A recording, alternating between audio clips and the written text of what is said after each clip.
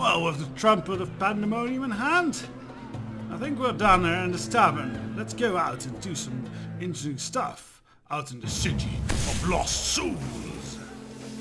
Can we steal that? We can.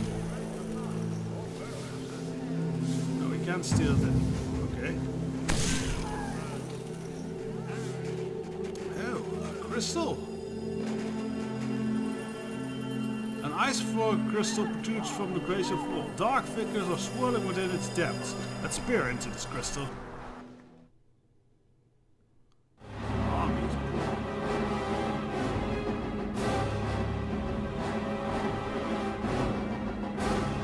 Oh, is this Zufak Moor? Looks like it.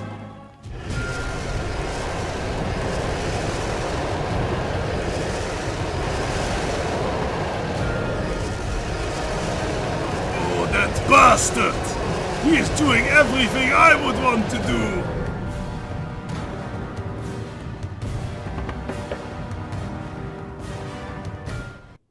So yes, Mephistopheles is raising an army of the people I have killed. Oh, more Velox berries, excellent.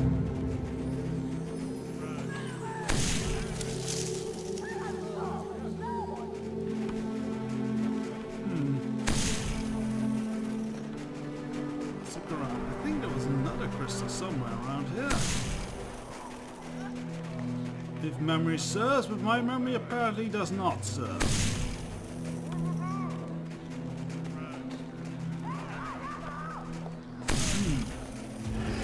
Okay then. What's over here? It's interesting. Tendrils of magic bar your way. Beyond them you can hear a woman's sobs, her voice hollow and cold, echo of the icy walls of her self-imposed prison. Do you hear that, boss? We bots call that a maiden in distress. Go away! I can't help you! I can't have you around, just leave me be!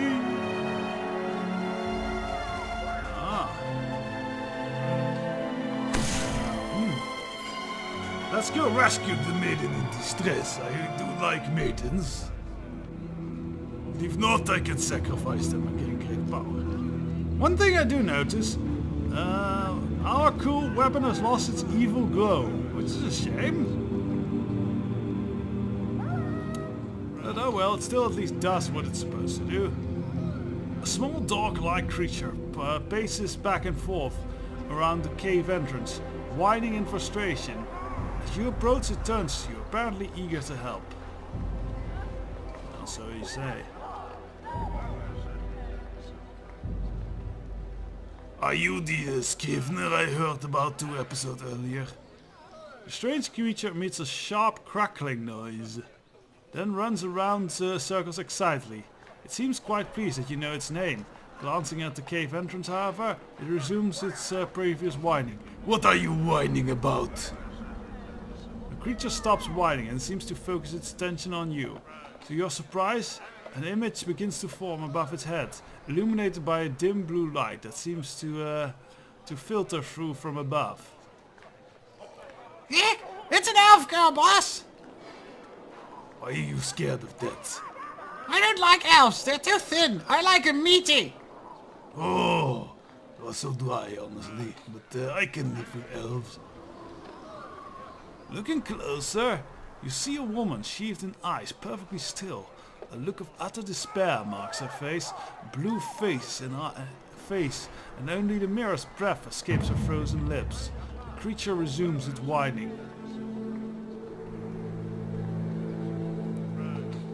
Who is she then? The creature ignores your question and continues to whine at the cavern's barricaded entrance. Is she in that cave? Jumping up excitedly, the creature emits a series of sharp cracking noises, seemingly a confirmation of your question. And what exactly is happening? Is she freezing to death? What's the big deal? Cracking drops and becomes angrier before the creature ignores you, leaving you to the cold.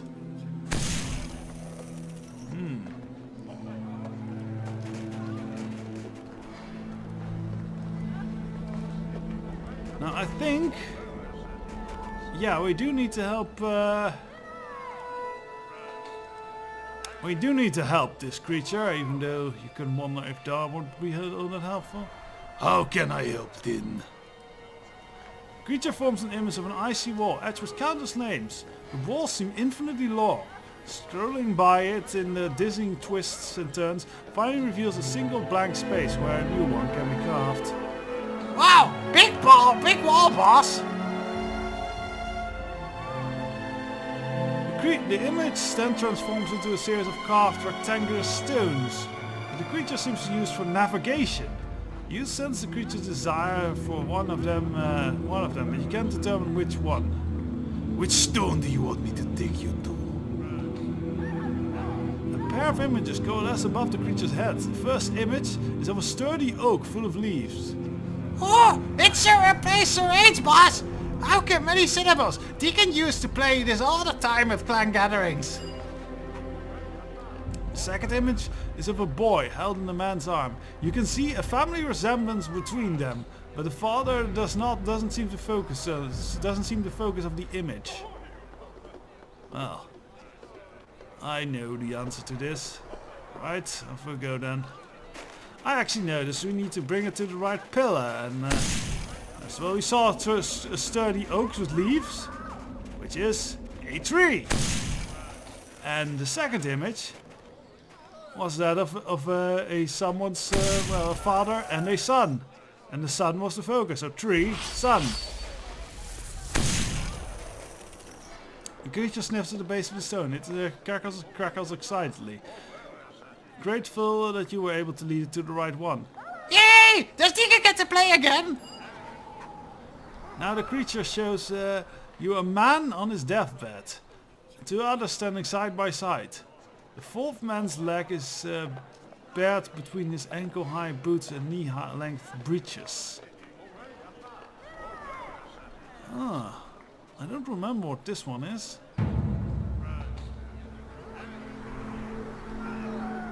What stone am I leading to again? Yeah, give Deacon clues again. This is on his stuff. A man on his deathbed. Two others standing side by side. Then a fourth man's leg, bared between ankle-high boots and knee-high breeches. Alright, carry on then. This one I don't know. We'll have to... The first one was always easy. But, let's go looking around. Alternate. I don't think that's it. I don't think it's alternate. I don't see any clues with why the deathbed and everything. Oh, there goes another. Coordinates. No, that doesn't have anything with deathbed or death or something in it.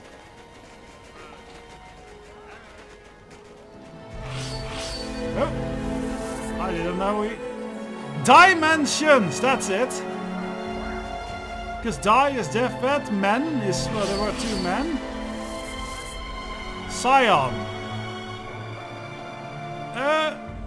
Is Scion something with breeches? I don't know, but it's the right one. Let's see, what's the next one? A series of 4 pictures. A traveler resting in a resting house. That's in. A shark cutting through the water. And a close-up of a winking face. And the steam rising from a cup of a saucer. I remember this one. Yeah, I know it. First one is an inn. That's an obvious clue. Don't know exactly where that pillar is. No, that's not Elysium. But it is close. What's that? That's the one. In. And the shark cutting through the water shows its fin. What it is, I don't know, but infinity it is. Yay. Oh, this appears to be the final stone. The creature sniffs on the base and heads towards the icy wall nearby.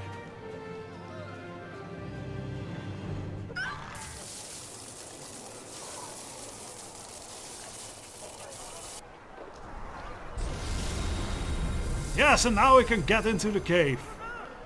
Which will be important.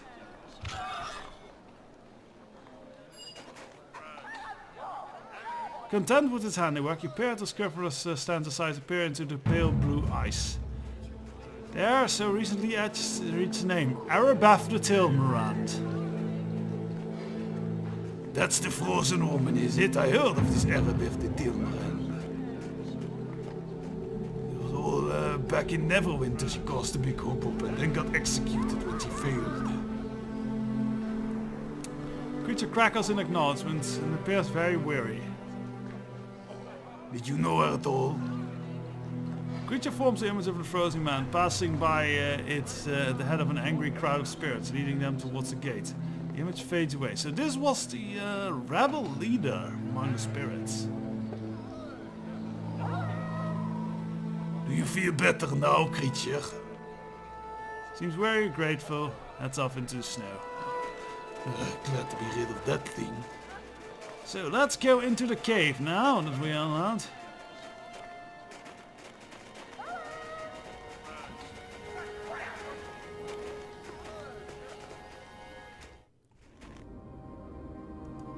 And this might be curious. How many of these we have? Oh, we forge free from the plan. We'll have enough then, I think. Hope at least. Comes next. Yes, Arabeth Tilman was kind of. You can miss old boss. Old boss never go anywhere. He just grumble lots and get gassy. He sounds like an exemplary specimen of dragon kind. Yes, Arabeth Tilmerand. She was the kind of anti-hero. No, not anti-hero. She was. How would you call it? A fallen hero? Yes, she was a hero, kind of a main hero character in the main campaign, and then went evil along the way. And here she is, very, very frozen. Maybe we can do something about that. Let's make a large fire for her. As the berries break open, bursts of energy forward, resulting in a bonfire. The woman begins to stir.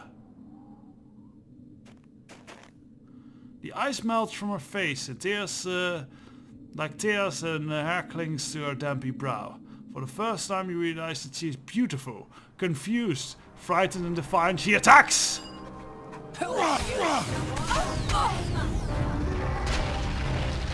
What the fuck is she summoning?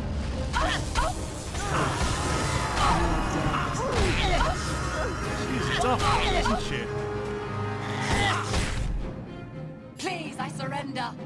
I would too after 100 damage. Now I'm going to do a quick save here.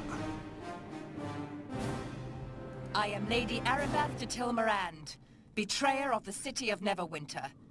What is it that you want of me?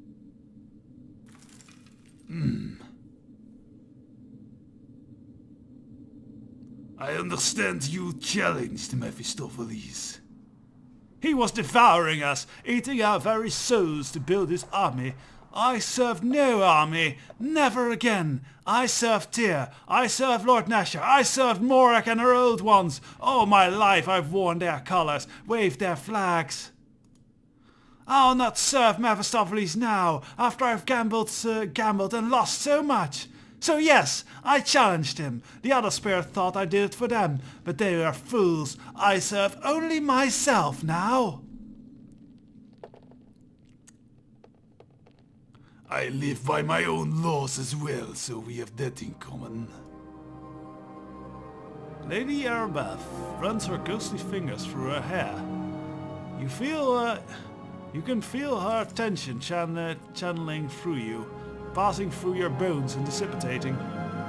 Mephistopheles found humor in my challenge and heard me out, listening patiently until I ran out of words to speak. There, in the silence, he gave voice to one secret I have labored with me for so long. Secret? Oh, hold on, boss. Where did I put my pen? Fanthic moss, cleric of Tyr, hung as a traitor. The man I was about to marry, the man I have always said I loved. I never loved him. I never loved him, and somehow Mephistopheles knew the truth.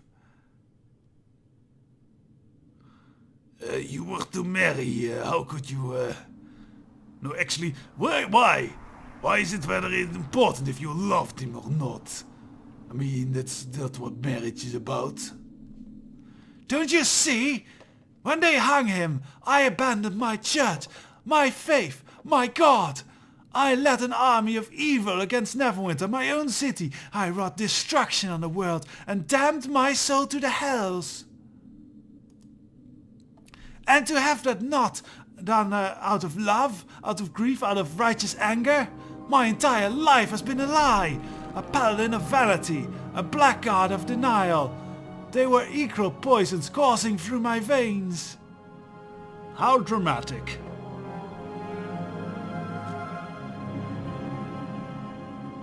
If not for love, then why did you do it?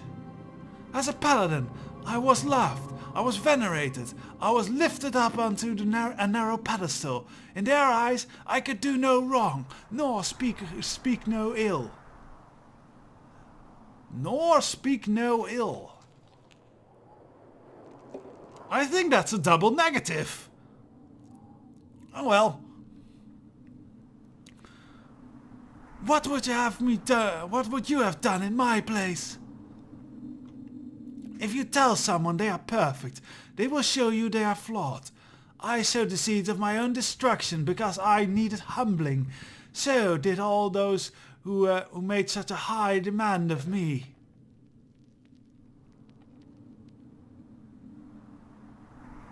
Well, once you kind of embrace evil, there's no turning back. I mean, I tried that and it didn't go all that well. Eventually I betrayed them, but then they betrayed back, bloody. I was kind of screwed here to begin with. It's all downhill into darkness and all that. Isn't there? Evil is a choice you make. There's a that is the source of its power. Failing to do good is simply complacency, sloth. True evil is a willful pursuit of corruption and villainy.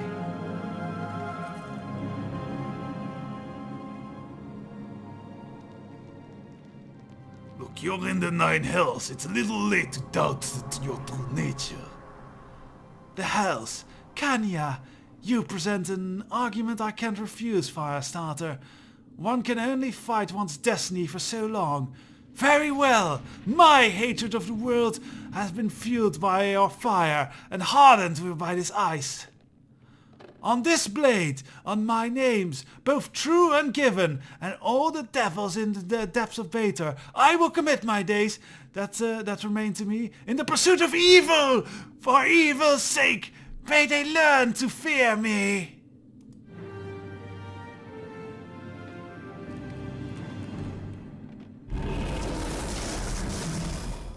Ah, now she has an evil glowing blade. What now? Would you mind some company? Actually, I'd rather have you... Oh, not at all. Please join me. Let us leave at once. We have many leagues ahead of us. Yeah, we have a new companion. I did save some equipment and stuff for her. That's nice. We have a second companion. I believe let's look at her stats. I'm curious. I don't quite remember how good she's a paladin and blackguard. Small paladin and blackguard. A lot of the evil porters is quite nice, I gotta say.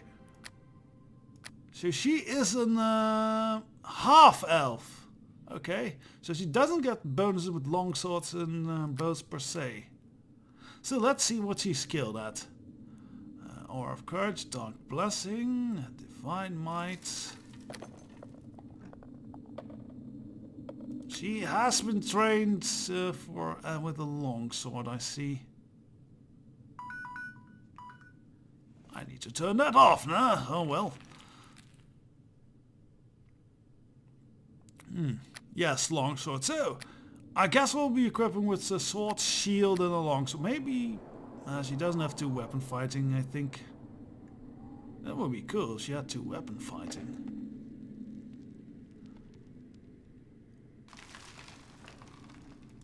Divine shield, that one's rather good. Yes, I'll see to equipping her. And when next we return, I think we will be either solving Garul's, the boy boss's business, and maybe handle the sensei. So, till then, hurrah for new friends! Evil friends.